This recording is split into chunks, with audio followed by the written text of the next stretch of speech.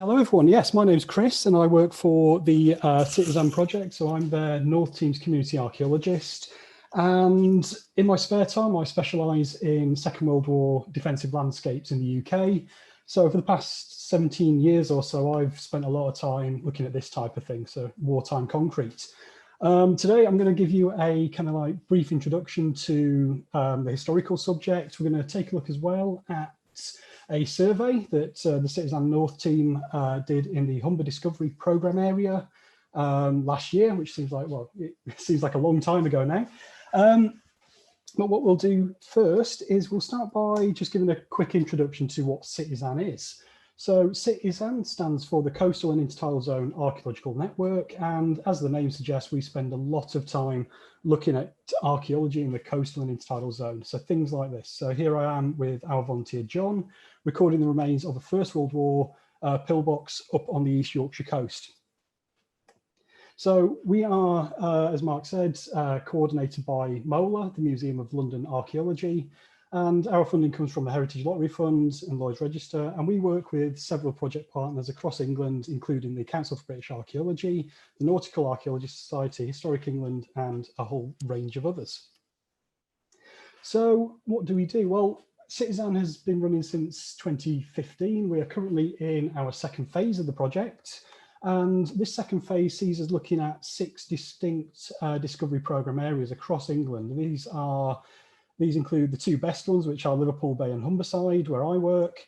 And then we go down to Mersey Island in Essex, East Kent Coast in Kent, Solent Harbours and South Devon Rivers. And each discovery programme area has different challenges, different archaeology, and a whole wide range of different things to look at. And we have dedicated teams working in each discovery programme area. So we act as a response to threatened archaeology, obviously with increased adverse weather on the coast, coastal erosion and rising tides. There is a lot of archaeology out there that is at risk of being lost forever. So we ensure that people can preserve these sites by recording them, so preservation by record. And as we are community-led, we are very keen to work with members of the local community to give them the skills they need to identify and, most importantly, record this archaeology before it is lost forever. And also, as a community-led project, we're always keen to hear about what members of local communities are interested in, what they want to learn about, and then that allows us to kind of provide them with what they're interested in and give them a bit more to look at and help them to identify archaeology before it's lost forever. So, as I mentioned earlier, we work in 6 distinct discovery programme areas. The focus of my talk is going to be on the Humberside Discovery Programme area, which runs from the north of Flamborough Head, up here on the Yorkshire coast, all the way down to the south of Skegness, which I always like to call Skeg Vegas. And you can see that we've got a very large area with a whole range of different landscapes and a whole range of issues in terms of preservation of archaeology. So up here on the Holderness coast to the north, we see a massive amount of coastal erosion on a yearly basis. And then we kind of see the opposite down here in Lincolnshire with accretion and shifting dunes, often burying archaeology. So what's really cool about the Humberside Discovery Programme area, which is coordinated by Dr. Sam Griffiths, who's my colleague, the project officer for the area, is that it gives us a whole range of different challenges. It's not just things falling off cliffs, it's also things being revealed through shifting sands, things disappearing into mud, a whole range of different things. And what's even cooler is the fact that we have pretty much the entire kind of archaeological landscape represented within the discovery programme here. So we've got everything from Paleolithic landscapes and some of the earliest human activity in this area, all the way through to more contemporary archaeology, such as that relating to the First and Second World Wars, and more recent stuff associated with the Cold War as well. So, you know, you can really pretty much see everything you need to see in this whole area, which is really, really cool. So before we get into the main part of my talk, which is going to be looking at our survey at Rymac in Lincolnshire within the Humberside Discovery Programme, I'm going to give you a kind of like whistle-stop tour of, or an introduction, a basic introduction to the history of wartime defences, which is really, really important for helping us, or helping you understand the context of these defences. So when most people think of the anti-invasion defense of 1940, this is the kind of thing they imagine. So we've got here a Second World War pillbox, these small boxy structures constructed from reinforced concrete, although this one is shuttered in brick. That is, the brick was used as a mold into which you pour the reinforced concrete. And that's supported by this basic slit trench with a soldier there in the middle. If you read the description, you'll notice this soldier is from the 4th Battalion, the Royal Norfolk Regiment. It's a massive pain for me. It's a massive misconception that these coastal defences were the responsibility of the Home Guard. And you can kind of thank Dad's army for that. Unfortunately, that's not the case. It was the responsibility of the regular army up until about mid to late 1943, before the Home Guard took responsibility for coastal defence. And unfortunately, this what we see today is that the Home Guard are seen as defending the entire country, which isn't true. When you look at this landscape today, generally all that survives are the more substantial features, such as the pillbox. And this gives us, unfortunately, as well, the issue of people only seeing a very small selection or parts of this original defensive landscape. So the things like, obviously the soldier's gone now, but the trench works are often infilled or eroded. Supporting defences such as barbed wire were removed. And as a result of that, we only see a small section of the original defensive landscape. And this is something for me, which is really important to do, is to build up this wider picture of what's going on in the landscape, which is something we'll look at later. The equipment the soldier's wearing as well, and the rifle he's using, will come into play later on as well as we work our way through this presentation. So to properly understand the Second World War defences, we first need to look to the First World War. And this was the first time that, during the 20th century at least, that the threat of invasion threatened large areas of the coast. So with the German advance in 1914, we saw that the ports in Belgium, being held by them, left a lot of the east coast of the country, as far north as Scotland, as far south as Kent, vulnerable to, if not a full-scale invasion, at least minor raids. And this was something that was exacerbated by the naval raids and bombardments of the East Coast in the early part of the First World War. And what we see throughout the First World War is that there are numerous invasion scares throughout the entire length of the war because of the Germans holding the ports in Belgium. And as a result, we see the construction of pillboxes, like this one here. And we see massive defences going up even around London. So there was First World War stop lines around London. A lot of the East Coast was put under barbed wire and covered by machine guns and field artillery. And a lot of this has been forgotten because the Second World War archaeology sits on top of the First World War, which masks these earlier defences. And that's what we've got going on here. So we have this First World War pillbox, which was constructed really oddly using sandbags as a shuttering to pour the concrete. And then smack bang in front of that, we have this Second World War pillbox sat right in front of this earlier defence, showing that they, although the landscape was being reused, these earlier defences weren't. But this gives us a situation where the First World War defences are often masked by much later defensive works. And this is an area that needs, there's a lot more research and field recording needed to be done to identify these much earlier anti-invasion defences of the 20th century. So bringing us on to the Second World War now. Before we look at the locations defences, we first need to, well, it's really important for us to consider who was responsible for planning and implementing the defences during the earlier parts of the Second World War. And the first person we come to is General Walter Kirk. So he was the Commander-in-Chief of Home Forces. Now, it pretty much means that it was his role to plan and coordinate infantry units and the military in the UK, but also as well, if needs be, coordinate defence.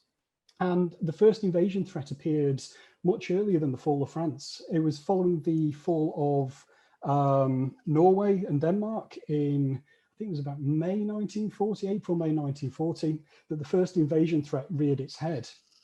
Quite surprisingly, the threat wasn't on the east coast of England or the south coast of England. It was actually up in the Shetland Islands. And this is almost forgotten. The Shetlands sit only 300 miles away from the Norwegian coast. And there was a massive or the perceived risk that the Germans would try and invade through the Shetland Isles and down through Scotland at this very rather early point in the war. And as a result, Shetland was one of the first places to receive anti-invasion defences, and much of the Scottish coast as well. And these were implemented by Walter Kirk. Later on, as things started to ramp up a bit further, Kirk was also responsible for defending or putting into plan the defence of London as well, very early on in the war. So one thing that's also forgotten as well is that Kirk put forward the suggestion of creating the local defence volunteers, which later became the Home Guard, and this is often attributed to Churchill and Anthony Eden for some reason, when it was actually this guy's plan, and the idea being that it would free up regular soldiers for defending the coast and defending airfields as well. So the first time we see the east coast of the country, or the east coast of England defended, is when Kirk decides to start fortifying and defending major ports on the east coast, including Great Yarmouth and King's Lynn, for example. So what's important to note is that Kirk was kind of like the first person to be responsible for planning these defences, and he was the first person to get the ball rolling in terms of creating anti-invasion defences on the coast and further inland. As you'll see in the bottom point there, he was retired in May 1940, and this is a bit of a theme that goes on in the early days of the anti-invasion defences. So by the end of May 1940, the war was not going very well for Britain and its allies. As I'm sure a lot of people are aware, by the 27th of May 1940, the evacuation of many troops, including the British Expeditionary Forces, Free French troops, well, French forces, and a whole range of other troops started to be evacuated from the beaches in and around Dunkirk. What many people overlook is that fighting in France continued for a further nearly 3 weeks after the evacuation of Dunkirk, and the Dunkirk evacuation did not mark the end of fighting in France. And again, it's this poor understanding of this history that has led to these assumptions that like Dunkirk marked the end of fighting. It didn't. There were further evacuations from the North French coast, and there were even troops being taken in to fight the Germans. But yeah, anyway, at this point, towards the end of May, early June 1940, this was kind of like the turning point in terms of the more serious threats being posed to the country in terms of invasion. So following the fall of France, we see the south coast become vulnerable. Much of the east coast, including East Anglia, because the ports of the Netherlands and Belgium had all been captured. There was also, again, as well, on top of this, the threat of invasion from the north. So a lot of the coastline at this point was vulnerable.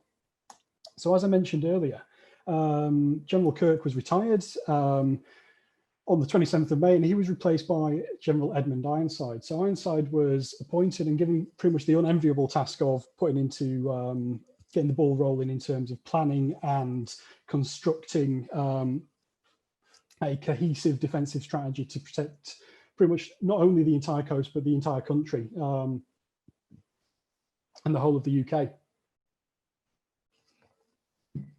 At this point, you need to mention, it's worth mentioning as well, that Ironside had very little in the way of resources to play with, given a lot of equipment had been abandoned in France during the fighting there. And also as well, in terms of troops, he had the unenviable task of consolidating the regular army forces that had been evacuated back and getting these up to strength again. So Ironside is often the most well-known Commander-in-Chief of Home Forces, the most well-known general, but he was quickly retired as well. So within the space of 2 months, Ironside had been retired and replaced by General Alan Brooke. Alan Brooke, on the other hand, so Ironside had served in the First World War. Brooke had recently seen action in France and had a more up-to-date and modern understanding of how the Germans implemented combined arms warfare, sometimes referred to as blitzkrieg. And as a result of that, this is one of the reasons why Ironside was quickly replaced, is that his defensive strategy was looked upon unfavourably by the command in the army. But the thing is that needs to be remembered is he set the basis, and the defences that were constructed during his tenure gave Brooke the foundation to come up with this more modern strategy, which I'll look at in a bit more detail slightly. So Brooke fared a bit better. He lasted in post until December 1940, and at which point he was bumped up the chain of command and became the chief of the Imperial General Staff. And I can't remember the name of the person who replaced him, but by December 1940, the defensive strategy that was in place up until late 1942. So these anti-invasion defences had a very short shelf life. They were only in use for about just over 2 years. But the strategy changed very little after Brooke went on elsewhere. So to start looking at the defences across the UK, we first need to understand how they were organised. So what was put in place were a series of commands across the country, and this map shows those commands as they were in the summer of 1940. There was a bit of a change towards the end of 1940 with an additional command put in to cover the southeast, and I think there was a command put in for Aldershot as well. But this gives you an idea of how things were organised. So the idea is that the person at the top, Ironside or Brooke, came up with the overall strategy. That was then delegated to these commands, and they would implement that strategy as they saw fit within their area of responsibility. The idea behind this is that the varying topography and the local defence needs were different, for example, in Scottish Command than they were in Southern Command, Northern Command and Eastern Command, for example. So if you try to implement a strategy that would work in Northern Command, that might not work in Eastern Command. And this is why these commands were formed, to give a degree of autonomy and a bit of leeway in terms of how the overall defensive strategy was implemented. But this is something that is often overlooked, but this is the key reason why we see so much variation in defense types, defense structures, and the way in which the defensive strategy was implemented across the country. Anything else to really say about this? Not really, no, but this is massive, a really important thing to consider. And I thought one thing just before I move on, we have a really good idea of what was going on nationally in terms of defensive strategy and the defense implemented during the early anti-invasion period, which ran from 1940 to 41. But at a more local level, when we start to look at these commands, we have a very poor idea, mainly because of a lack of research and lack of documentary research to build up a more detailed local picture. Oh yeah, final thing. These commands as well were further subdivided into brigades and divisions as well. So they were each command had units below it, which would also put their own spin on the defensive nature or the defensive strategy that they were to implement as well at an even more local level. And again, this is something we have a very poor understanding of currently due to a lack of detailed research. So the early strategy devised by Ironside consisted of a series of static stop lines. And this is just a very, very basic map showing some of these. The key ones being the coastal crust, which we'll look at in more detail in a second. And inland, you had in red here, the general headquarters line or the GHQ line, which is probably the best remembered or the most well known. And this was a static stop line focusing on rivers and rail crossings in easily defended areas, which would be used as a fallback point for the regular army, but also used as a point where the general headquarters reserve could kick off a counterattack. The idea behind this as well was that the local defence volunteers, later the Home Guards, would occupy stretches of this to consolidate it for the regular army. This is a general idea of what was going on for, notice the dates here, only 2 months. So this strategy was only in place until mid-August 1940, and after that, this strategy was replaced by Brooke's more modern strategy, which focused on nodal point defence. Rather than, so that is the defence of towns and villages provided with all-round defence rather than linear stop lines. And this was something that Ironside implemented, but Brooke developed that further and got rid of all these static stop lines. So the average lifespan of these stop lines was very, very, very short. And then, you know, even shorter, well, shorter as well when you consider the pillbox. The pillbox was only in use until late 1941. But luckily for us, the coastal crust remained relatively unchanged throughout the period when these anti-invasion defences. So let's have a quick and more detailed look at the coastal crust. So as the imaginative title shows us, the coastal crust was on the coast. And you can see that the defences ran all the way up from Scotland in the north, all the way down the east, then onto the south coast. And also you'll notice that some of the west coast was defended as well. We'll come to that in a second. But as I mentioned earlier, there was a threat of invasion from Norway, threat of invasion from the North German ports, the Netherlands and Belgium, which is why this east coast was fortified. Same with the south coast. There was a chance of invasion from obviously the shortest point from Calais and elsewhere from the French coast as well. So that's why this stretch of coast was heavily defended. Interestingly enough, East Anglia was one of the most heavily defended areas as well. And much earlier on, it was more heavily defended in some cases than Kent, for example. So that's an interesting thing to note. Right, coming to the west coast. So we see that the Welsh coast and a lot of Wales was fortified as well. And the Lancashire and Cumbria coast was fortified as well. And there was a very good reason for this. There was the massive risk that the Germans would actually try and invade through the Republic of Ireland. So hitting the Republic and Northern Ireland, and then using that as a springboard to invade the country and outflank these coastal defences. So the situation was serious enough that they weren't leaving, the commanders-in-chief of the home forces were not leaving anything to chance. They were fortifying pretty much every stretch of coast. I haven't got a good idea what's going up on this part of Scotland, but I would be fairly certain that there were defences in there as well, but that's something for someone else to look at. So that brings me on to our survey area in Lincolnshire. So for those of you not aware, Lincolnshire is on the east coast, and if you remember that commands map that I showed you earlier, the map of the commands sits firmly within Northern Command. So zooming in, our survey area that we chose sat at Rymac, which is in between Mablethorpe and Saltfleet, and it sits within the Saltfleet being Fiddlethorpe Nature Reserve.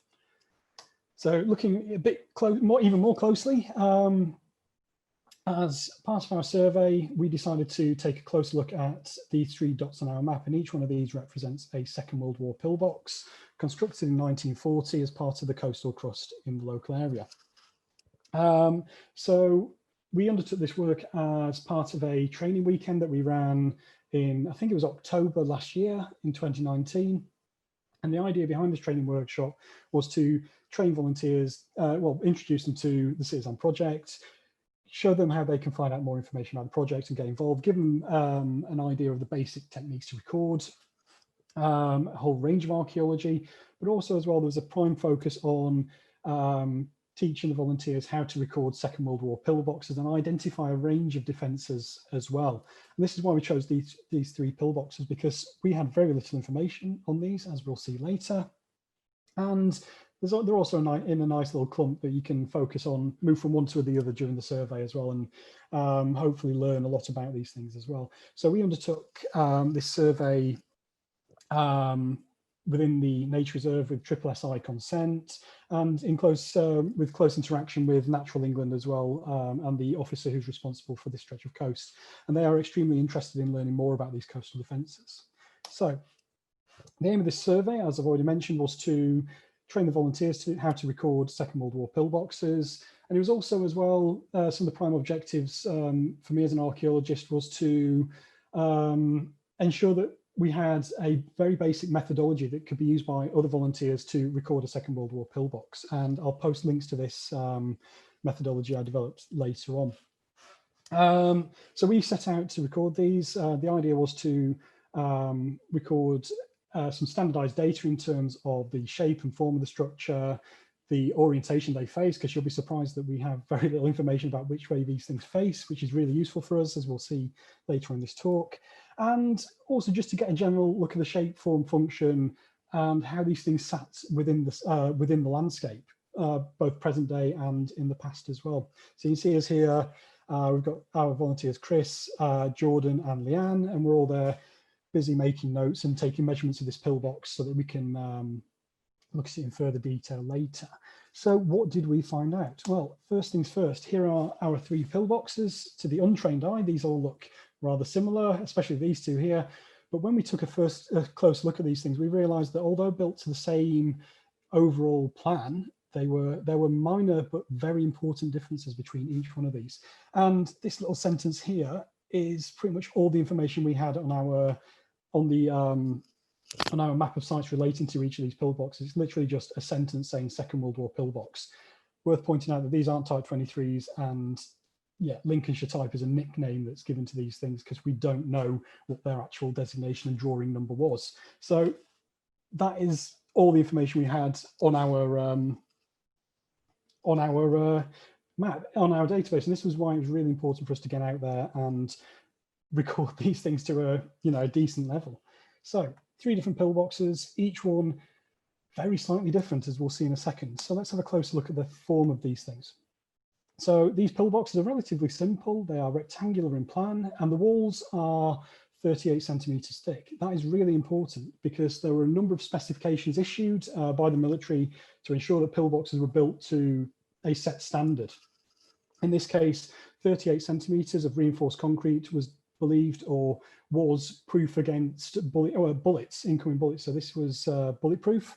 So this pillbox is built to bulletproof standards. And what we see in this cutaway of a model that I built using the measurements that our volunteers gathered, we have 2 chambers and this open chamber in the center here, which we'll look at in more detail in a second. So you can see we've got two relatively small compartments where, from our assessment on the day, this would have just about housed a 2-person light machine gun team, which we'll look at in more detail in a second. And then you've got this kind of open well, which, yeah, is believed to be a light anti-aircraft gun emplacement.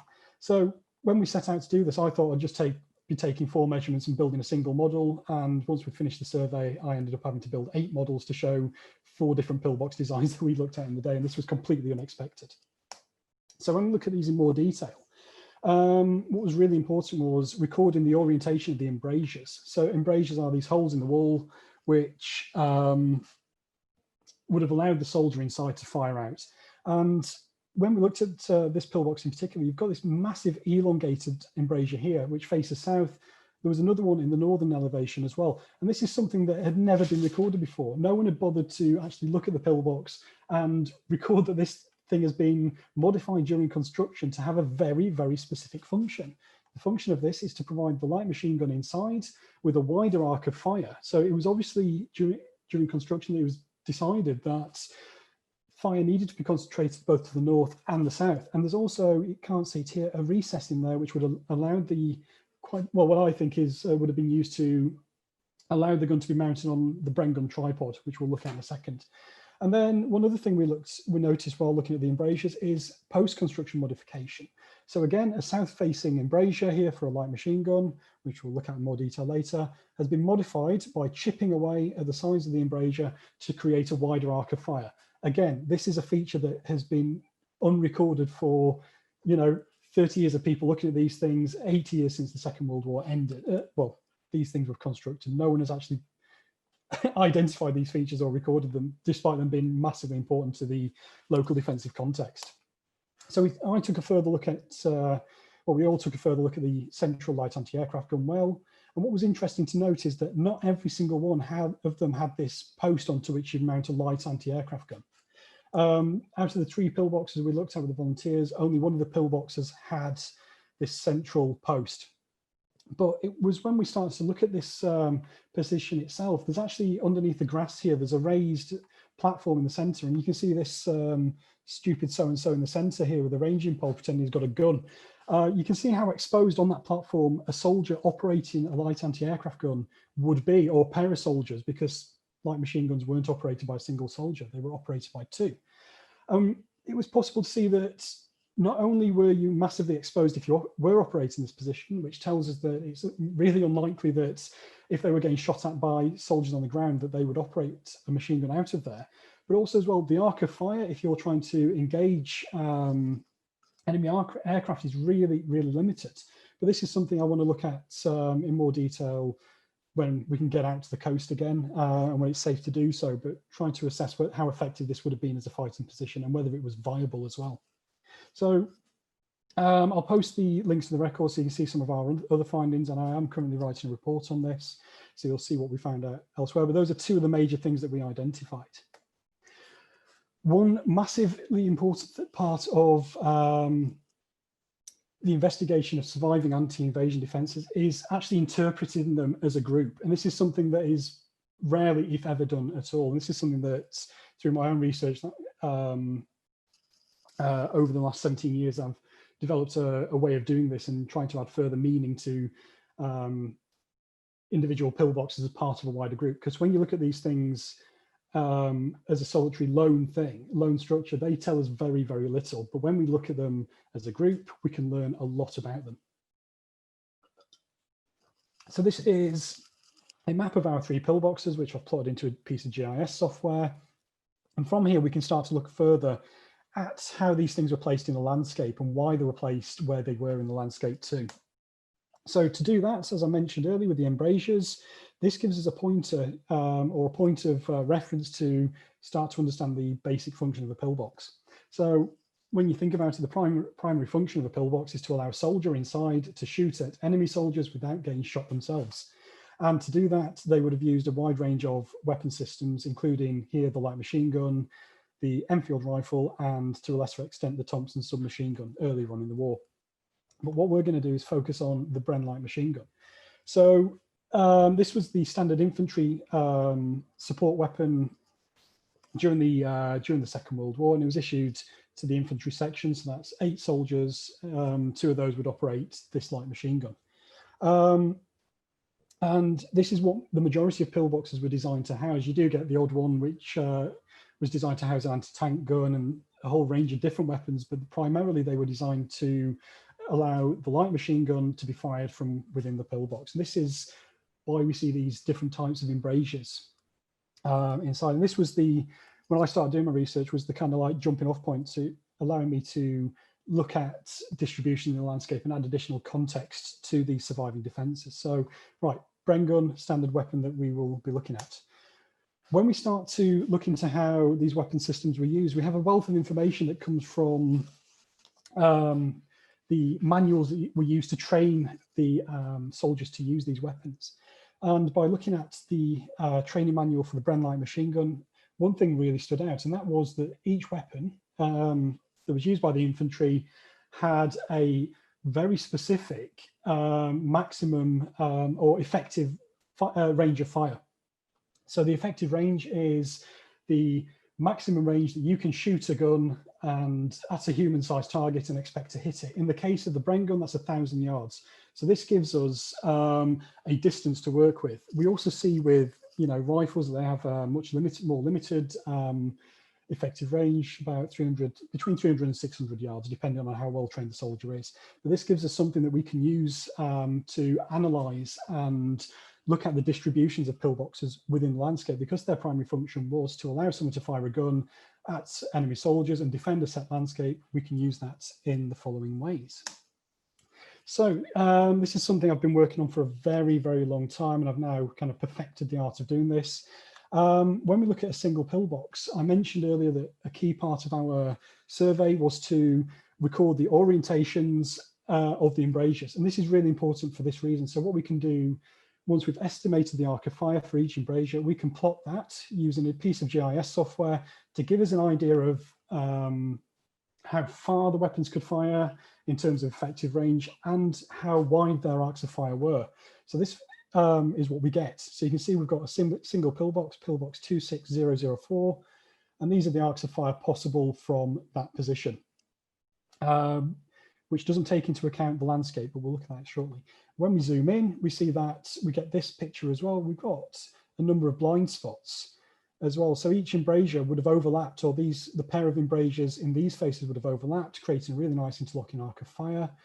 But you also see we've got these blind spots within those arcs of fire. This is something which has never been identified before in terms of the Second World War anti-invasion defences in the UK, but it's really, really important.